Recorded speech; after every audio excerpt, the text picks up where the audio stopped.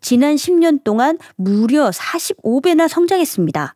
참고로 1,560억 달러는 우리나라 돈으로 205조 원에 해당되죠.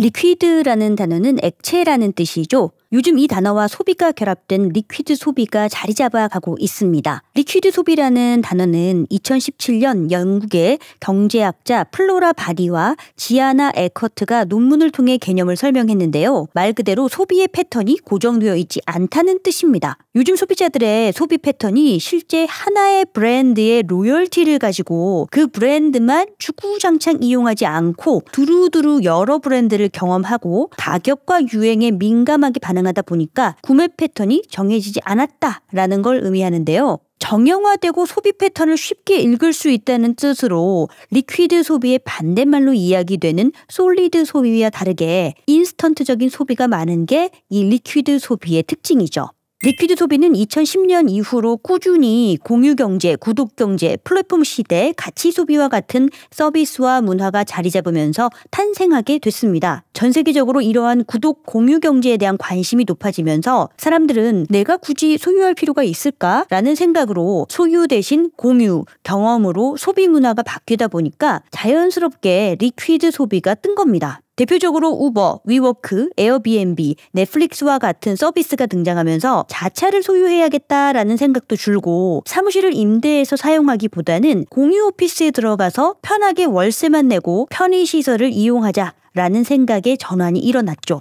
그리고 에어비앤비를 통해서 호텔이 아닌 실제 사는 공간에 들어가면서 여행객은 현지 문화 체험도 할 수 있고 현지인은 내 집을 빌려줌으로써 수익을 얻게 되었죠. 이렇게 공유경제, 구독경제를 비롯한 서비스가 활성화되니까 자연스럽게 소비자들은 소유보다는 공유, 대여를 통해서 제품이나 서비스를 경험하는 방식으로 소비 패턴이 바뀐 겁니다. 이로 인해서 리퀴드 소비 문화 속의 특징은 제품의 유행 주기가 짧다. 소비자들이 제품을 갈아타는 게 너무 쉽다. 브랜드 충성도가 낮다와 같은 특징들이 나타났죠.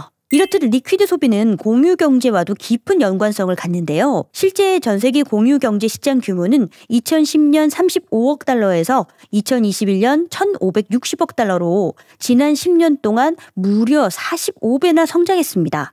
참고로 1,560억 달러는 우리나라 돈으로 205조 원에 해당되죠. 그리고 2027년이 되면 약 6천억 달러로 시장이 더 커질 전망이라고 하니까 소비자들의 소비 패턴이 공유 경제를 더욱 적극적으로 받아들일 것이다 라는 건 분명해 보입니다. 이렇게 소유를 할 필요 없다라는 생각은요, MZ세대들의 주택 보유, 운전면허증 취득에서도 뚜렷하게 보이고 있는데요. 미국의 35세 이하의 주택 보유 비율은 2005년 42.2%였는데 2018년에는 36.4%로 줄어들었죠. 그리고 18세 미국인 중 자동차 운전면허 취득 사람의 비율을 봤더니 1983년에는 80.4%였는데 2018년에는 61.2%로 20%포인트 가까이 줄었습니다. 미국은 땅이 넓고 도시간 거리가 넓기 때문에 사실 자동차 없이 이동하는 건 힘들다라고 생각하지만 자차 대신에 우버를 이용하면 된다라는 생각이 자리를 잡게 된 겁니다. 그 결과 미국의 젊은이들은 운전면허를 취득해야 한다라는 생각이 예전보다 많이 줄었던 거죠. 자, 이와 관련해서 마케터의 시각에서 정리해보면 저는 크게 세 가지를 이야기해볼 수 있습니다. 첫 번째, 리퀴드 소비를 즐기는 소비자. 일단 소비자들은 똑똑합니다. 본인들이 어느 한 곳에 정을 두지 않고 기업들을 애태우는 거죠. 그래서 장보기를 하려고 해도 쿠팡, 마켓컬리 이런 거 딱 하나만 이용하자가 아니라 오아시스, 쿠켓 등 여러 앱을 깔아놓은 뒤 돌렸습니다. 먼저 쿠폰 보내는 곳에 가서 구매하는 건데요. 특정 앱에서 단골로 활동하기보다는 혜택을 제공하는 업체 보고 수시로 마음을 바꾸는 겁니다. 더불어서 비싼 것보다는 트렌디한 것에 대한 소비가 눈에 띕니다. 패션 경우에도요. 특정 브랜드만 고집하지 않고 다양한 브랜드 플랫폼, 예를 들어서 무신사, 에이블리, 지그재그 등 앱을 통해서 최신 유행 아이템이나 가격을 고려해서 통해서 가성비, 실용비를 따지는 그런 소비 문화를 보이고 있는 거죠. 소비자들은 이렇게 여러 앱을 깔아놓고 왔다 갔다 하면서 기업들이 출혈 경쟁으로 할인 쿠폰 보내는 걸 기다리는 현명함이 있습니다. 덕분에 기업들은 지속적으로 쿠폰 제공, 출혈 경쟁으로 치열한 재무제표 압박 속에 놓이게 된 거죠. 사실 덕분이 아니라 우울한 결과인 거죠. 두 번째, 리퀴드 소비에 대응하는 기업들. 사실 기업 입장에서는 이 정도 정성껏 대하면 오랫동안 머물면 좋겠다라는 생각을 하지만요. 이제는 그런 욕심을 부릴 수 없다는 거 역시 알고 있습니다. 예를 들어서 3개월 전에 유행이라서 없어서 못 팔았다, 없어서 살 수 없다 했던 그런 제품도 3개월 뒤면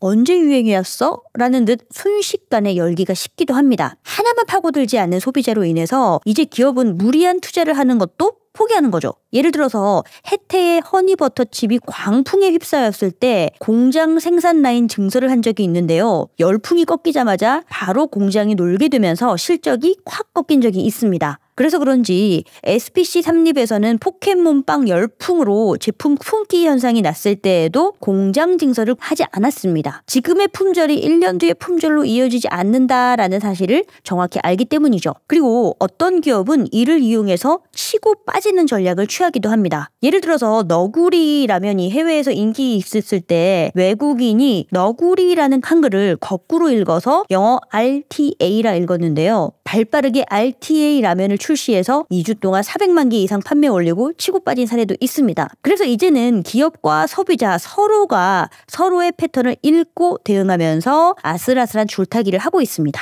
마지막으로 인스턴트적 소비의 일상화를 들 수 있는데요. 패션업계에서 보는 트렌드는 얼마나 길까요? 2000년대 초반에는 트렌드가 3개월을 갔다고 합니다. 그런데 2019년에는 3주로 줄었어요. 아마 이렇게 트렌드가 한 달 이내로 줄고 인스턴트적인 유행 현상을 보이는 기저에는 틱톡, 쇼츠, 릴스와 같은 1분 미만의 숏폼 콘텐츠 문화가 있기 때문이라고 생각이 됩니다. 유튜브 영상도 예전에는 1시간짜리 쉽게 봤는데요. 이제는 30분, 10분 계속 줄면서 아예 쇼츠 1분 내외의 영상이 좋은 거죠. 그렇게 짧은 영상을 다량으로 흡수하는 MZ 문화가 대세가 되니까 소비 역시도 인스턴트로 바뀌고 유행어, 트렌드도 그렇게 빠르게 바뀌고 있습니다. 하지만 이렇게 모든 게 빠르게 바뀌면 기업은 경영활동하는 데 있어서 불확실성이 커지기 때문에 1년 뒤의 예측, 3년 뒤의 경영 목표를 세우는 게 힘들게 되죠. 투자 사이드에 있어서도 오늘은 건재한 기업이 1년 뒤에 갑자기 망할지 알 수 없습니다. 그래서 개인화된, 파편화된 소비 문화 속에서 기업들은